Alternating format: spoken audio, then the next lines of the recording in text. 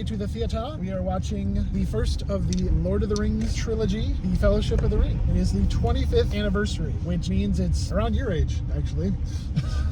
Yeah, so that's weird.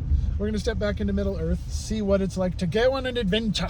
I do like this world. It's very beautiful and very well crafted. Stop walking. Sorry. I almost hit a pedestrian, which is probably not a good idea. So, anyway, we're headed into the parking garage. So, we will see you, I guess, outside the theater before we go on an adventure. Hey, we survived the parking garage, but we are about to head in for a 3.5-hour journey, so we better hit the restroom. I can't wait because I haven't seen this on the big screen in forever. I've seen it, but not on the big screen. That's right. We will talk with you after. We just wanted to invite the audience back, make the audience feel like they've had a certain time and everything. So thank you for coming. I'm going to shut up. This is not one of those short ones, so you should start to watch it. Thank you very much.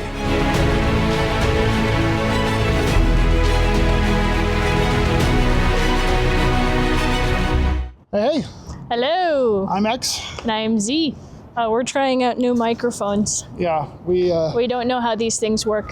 so but we're really we're hoping trying. that what we're saying here is audible by the time we get home. Yes. We just got out of Lord of the Rings. Yes. And it's awesome. It was awesome. They really don't make them like they used to.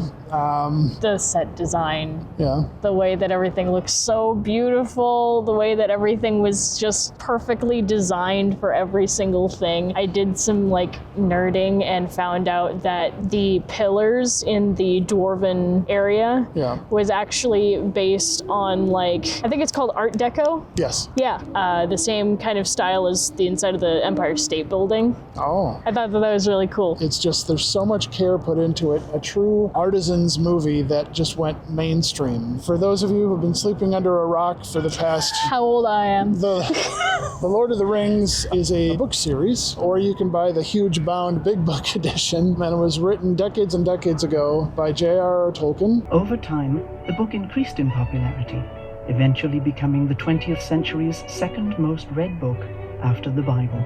And that shows you the staying power of this story. What I'm blown away by is just the purity of its intention throughout the entire thing. Yeah, evil is evil, good is good. It's... Beyond that, it's earned. Everything is felt deeply, it's poetic. Yeah. I don't know. I get sick of today's culture where everybody's all jaded and then they're done that. Yeah. And it's just, I long for, escapes like this because it reminds me that there is art and beauty in the world that should be preserved and protected. It's a noble cause to do that. The friendships are deep, but they stay friendships. Yes.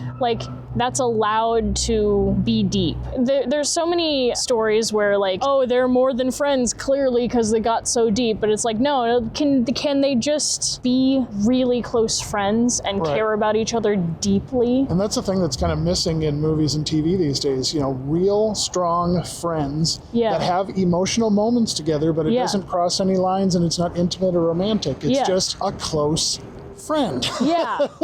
Can that be allowed? I don't know. that. I miss when stories were allowed to just be like that, Innocent care for another. I love that line from Samwise where, of course you're going alone. I'm coming with you.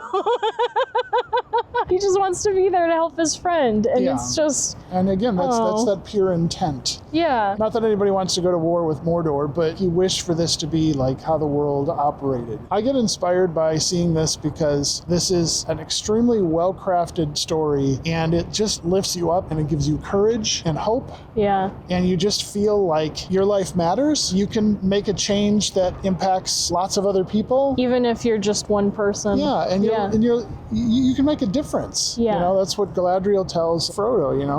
Even the smallest person can change the course of the future. It's those tender little moments with her and with Gandalf when he talks about the choices that you make, you can really affect people. I wanted to talk to you, All right. being Gen Z, Okay. having probably never seen this in the theater before. I know No. you saw it at home because I'm a good dad and I make sure that you know these things. But what was your experience seeing it on the big screen? I liked the close-ups. It felt a little bit more, it's like you're intimate with the character on the screen. Yeah. You're in it with them, you know? When the characters are looking at you, well, they're looking at you. Like, it's not just a character looking into the camera. Yeah. It's a character looking into you. And you're looking into their soul. Yeah. You know? And it's like, woo. Especially because I really like Galadriel. And all right. It's Geek out about Galadriel. Okay. I really like Galadriel because she's a literal angel. She's awesome. She's like, okay, she is so dang pretty. Like when I was a kid, like even like I don't care if it's shallow. She's gorgeous and I want to be like her. And she's so freaking wise, and she wants to be of service and help people, but she's also a guiding force, and it's just like she's so cool. There was I did some digging because I really like her a lot, where J.R.R. Tolkien didn't quite know what backstory to give her because she was so pure when you see her. Right. There were two different versions of the story. One where she did something terribly wrong, and the other where she'd never done anything wrong. Yeah. And I personally think that it makes her character stronger if she had done wrong in her past and grew from it. And that makes the moment where she's tempted with the ring so much more powerful because she sees it and she goes, I get to remain me. Pass the test. Yeah, she passed the test, but not only that she didn't lose herself. She knew what evil was, and she was able to hold herself from it. Yeah.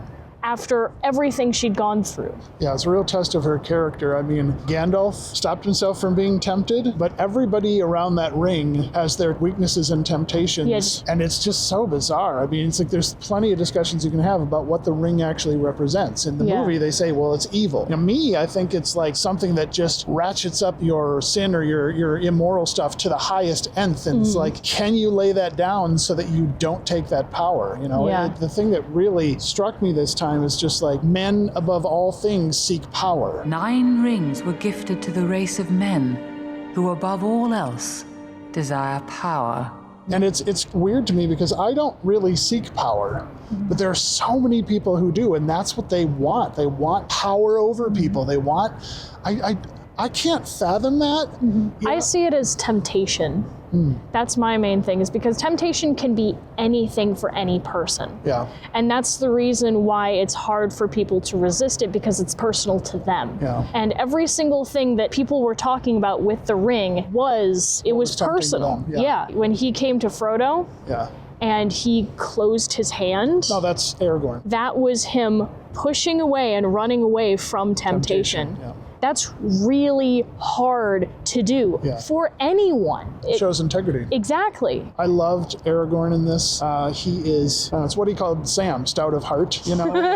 Like he's just man's man. He is a man's man, but he keeps his power under check, and he only unleashes it to defend other people. You know, he's got very kind eyes. You know, Arwen, his great love, played by the stunningly gorgeous Liv Tyler. She's like I know you're digging Galadriel's look, but my God, Liv Tyler at that time as an elf, I'm just like, take me to Rivendell.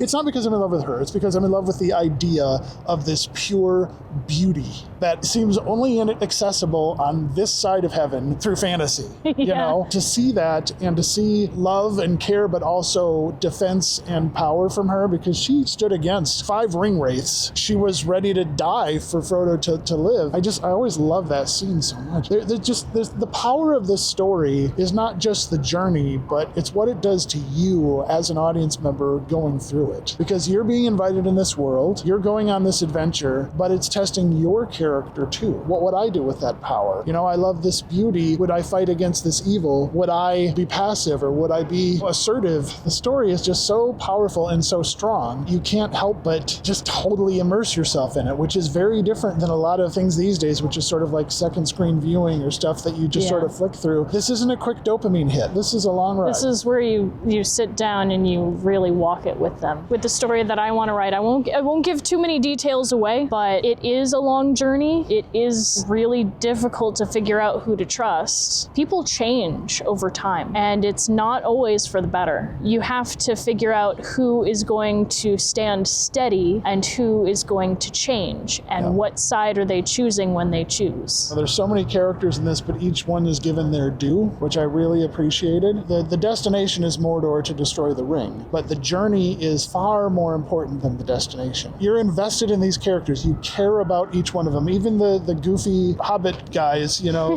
Merry and Pippin, they are always getting into trouble, but they're sort of endearing, you know, like we need a little comic relief, but they're also, you know, that they're just innocent. The whole movie seems to be about trying to preserve innocence, and you have to fight for that. You know, your story, if you're writing it, maybe you should try a story about preserving innocence. That would be counterculture. Yeah. I did like that when he was talking about the Shire. It's like, For things are made to endure in the Shire, passing from one generation to the next.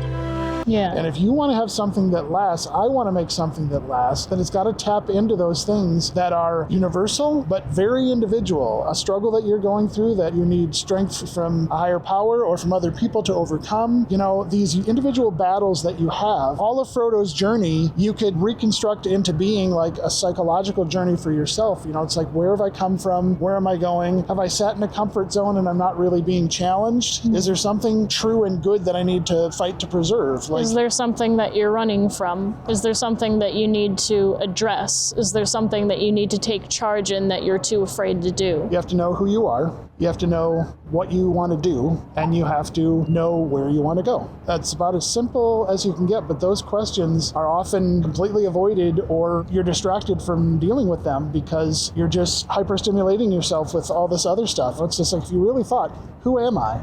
I can't think of a better way to do that other than to tell stories. We can't have a conversation with every single person in the universe, neither can you. So what do? You create a story that a whole bunch of people can connect with. You feel like your soul's been attended to. Yeah, there's very few things that last generations and generations. You can go to a museum and see these old ancient artifacts, but they are going to deteriorate just as well. But stories are nearly eternal. Yeah, there are oral traditions that get passed on, and these are our stories that we want to pass on. There's a reason some rise to the top. Now, this movie is 25 years old, but with the pace and change in today's society, it seems like it was done a million years ago. There's so much craftsmanship to it, you know, you're just like, it was a different time, but even then, you're entrenched and you're invested, and you just, I don't know, you just fall in love with it. It's such a great story. If you've never seen it, please don't be daunted by the running time. Because you care about the people that are in it, when you watch it, you won't even notice that the time is going, because you'll just be like, oh, that's right, there's more, but that was a lot. It is a journey. You feel like you're walking through it with them. It's supposed to feel a little bit grueling, but worth it, you know? Yeah. Growing because of it. You're learning what good is. So that was another interesting thing, is that when Frodo saw into his possible future, what he was looking into was a mirror. Anything that happened reflected on his choices. Yep. He probably didn't realize the gravity of the situation until he looked into a mirror. Yeah. And so his choices mattered. He had to have the courage to go on, and hobbits are not good warriors. No. They're small, they're basically defenseless. Yeah. I mean, you can give them a sword, which, you know, maybe they'll stab a couple people, but it's not, no. There's a reason that J.R.R. Tolkien had that be the protagonist, because what is the heart in that person? Boromir could slash and dash, and he was taking out orcs left and right. Yeah. He was a great warrior, but what was his heart? His heart was divided. When you're drawing your characters, fleshing them out, you can do a simple arc, start out bad and good, or you can have people who learn from something and grow, which is my favorite type of character. And then you can have a character that goes bad, stumbles, and comes back. Yes, if you want to make something that lasts, I would very much encourage you to see what are the touchstones that everybody can relate to. What's your choice? Are you going to choose the easy route, which tends to lean towards evil? I'm just gonna put it out there. Or are you going to take the hard route, which is good? It's not easy, be. It's probably going to be painful. You have to use your strengths towards what is good, and you have to leave your weaknesses behind you. You still have them, but they are not what's driving you. Your mistakes don't define you. Your weaknesses don't define you. Exactly. It's you learning from it, growing, moving on. Yeah. Keep going. I could talk endlessly about all the technical stuff. For you nerds out there, yes, on the big screen, the effects still hold up. There's an extended version, which I'll have to check the minutes on this, whether or not it was the extended version, but I haven't seen it in such a long time. Seeing it on the big screen helped me see things that I didn't notice before, which was great. If you've got a story laid on your heart and you feel led to do it, you need to go for it. And I want to encourage you. Z wants to encourage you. Love some encouragement from you for our stuff too. Yeah, we just put out the animatic today as of recording this. Yeah, for a scene of our short film that we want to make, because we're going to go for it. We feel called and we got to do it. We're storytellers. We're going to story. We're done? I guess so, but they've got to like and that's right. and share and subscribe as well. Yes, if you enjoy our videos, please do one or all three of like those things. And share, subscribe, and we have a Patreon as well. Oh yeah, we do have a Patreon. Encourage us in our development of the film. Support is needed and wanted. Thank you for going on the journey with us, and we'll see you next time. Bye. Bye.